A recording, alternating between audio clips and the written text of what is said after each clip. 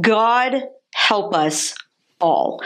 Preferably by divine deliverance, but, a nice meteor would do in a pinch, because at a certain point, the levels of sheer idiocy we've devolved to just aren't manageable anymore. At least not without average people retaining anything close to some semblance of sanity, which is what the woke world appears to have lost. Because this week in woke, we've got yet another celebrity coming out as non-binary, which I'm pretty sure is just code for I haven't had a hit single in a while, please someone pay attention to me. Now on top of that, we've got a new version of Cinderella coming out, featuring a new fairy godmother, who's a bearded dude in a dress. Have I lost you yet? Hope not. Because as stupid as this crap is, it's not funny, it's for real, it's important. Because if we lose the ground that objective truth matters, that basic facts like biology matter, and that the concepts of male and female are real and unchangeable, and that they aren't the same, then we have lost everything. And that is a battle worth fighting. If not for ourselves, then for our kids.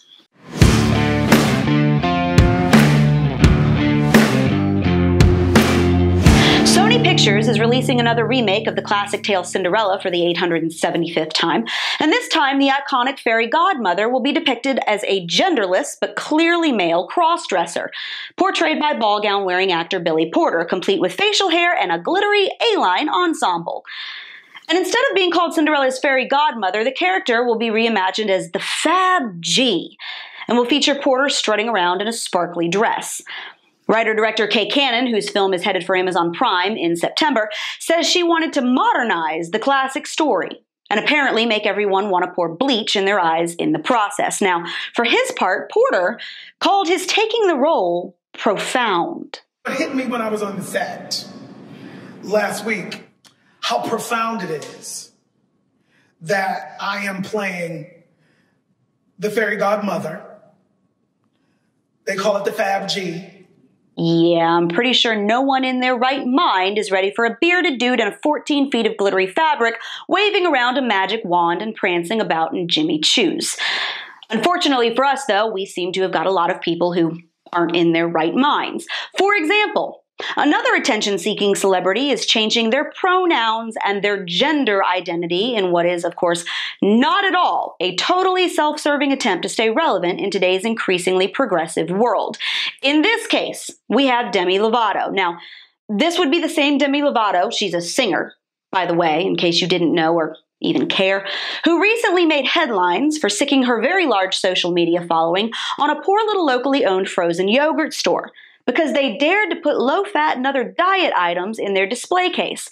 An otherwise innocuous move that triggered Lovato into an all-out conniption fit on social media because she has personally struggled with an eating disorder, and as we all know, the world does revolve around her. But that 15 minutes having since passed, Lovato is now back in the news for announcing that she has officially come out as non-binary and will be identifying as they/them from here on out. Over the past year and a half, I've been doing some healing and self-reflective work.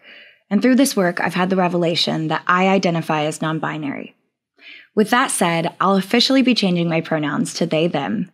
I feel that this best represents the fluidity I feel in my gender expression and allows me to feel most authentic and true to the person I both know I am and still am discovering. Which would be as irrelevant as it is stupid, if not for the fact that society, social media, news outlets, and the entire progressive lynch mob is now going to start observing this demand as legit and using plural pronouns to refer to a clearly female woman who has a penchant for wild publicity stunts, thereby dumbing down society even further and dragging all of us ever lower with it. Now, I get it.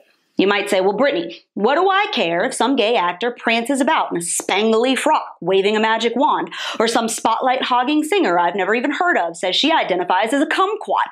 What the heck does it matter to me? I think it's all ridiculous bullcrap. Well, I know. And so do they.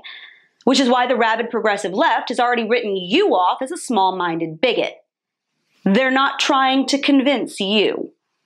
They're coming for your kids and your grandkids. Here's what Billy Porter had to say about portraying a genderless cross-dressing character in a children's movie. You know, this is a classic. This is a classic fairy tale for a new generation. And I think that the new generation is really ready.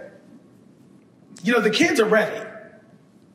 It's the grown-ups that are slowing stuff down. See, this is the world our children are going out into every time they cross their front door.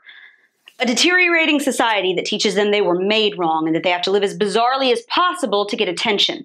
That hating yourself and the way God made you isn't a problem to be addressed, it's just your expression.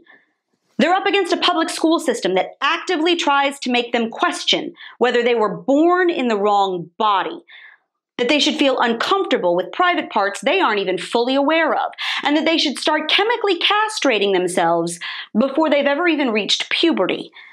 They're assaulted by an entertainment industry that constantly bombards them with images of cross-dressing men and girls who want to live like boys and drag queens in skin-tight spandex, and this wildly insane idea that gender is somehow a spectrum and you can change it at will like a pair of jeans. They're lectured by pop culture icons who care more about their own headlines than the damage they are doing to impressionable young fans, and a culture that inundates them with messages about sex and genitalia and completely deprives them of the age of innocence that they are entitled to as children.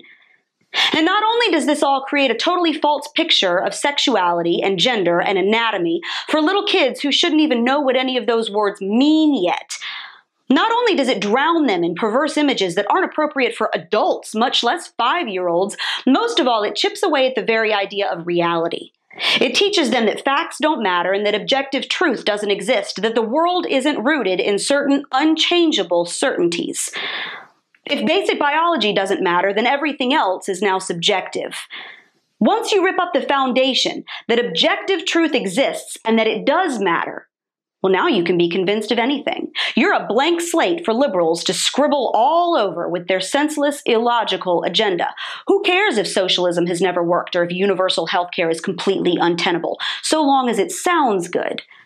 Who cares if we can't actually pay for the things we're proposing? Who cares if the data doesn't actually bear out that black people are being murdered by cops in droves? Who cares if it's been scientifically confirmed that an unborn baby is in fact a baby? After all, facts don't matter anymore. All that matters is how you feel. That's why you have to care. And why this whole gender-bending craze isn't just a live and let live, bury your head in the sand issue. We're not just dealing with a few attention-seeking celebrities and a couple of woke teachers and politicians. This isn't just about gender. We are fighting for the basic concept that truth matters. It has to. And if we lose that battle, if we surrender that ground, we have lost everything. And that's your Reality Check America. Make sure you subscribe to our YouTube and Rumble pages, like us on Facebook and Twitter, and stay sane out there.